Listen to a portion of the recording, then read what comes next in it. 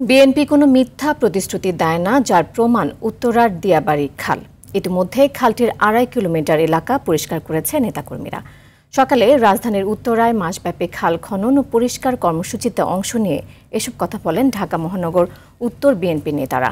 চলতি মাসের শুরুতে বিএনপি মহাসচিব মির্জা ফখরুল ইসলাম আলমগীর দলের প্রতিষ্ঠাবার্ষিকী উপলক্ষে খাল পরিচ্ছন্নতা কর্মসূচির উদ্বোধন করেন। খাল পরিষ্কার শেষে দুই পাশে গাছ লাগিয়ে সৌন্দর্য বৃদ্ধি করা হবে বলেও জানান বিএনপি নেতারা। তারা বলেন, বিএনপি সরকার গঠন করলেও খাল পরিষ্কার কর্মসূচি অব্যাহত থাকবে।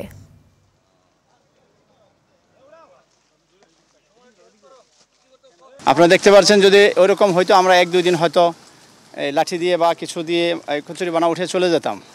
আপনি এইখানে ২-২.৫ কিলোমিটার লেক প্রায় 80% কাজ শেষ হয়ে গিয়েছে। আমরা এখানে বড় বড় গাছ লাগাতে চাচ্ছি, দেখে যাতে সারা দেশের নেতাকর্মীরা এভাবেই কাজগুলো তাদের উপলব্ধি থেকে, দেশের প্রতি ভালোবাসা থেকেই তারা করে। আমরা সেই চিন্তা থেকেই কাজ করছি।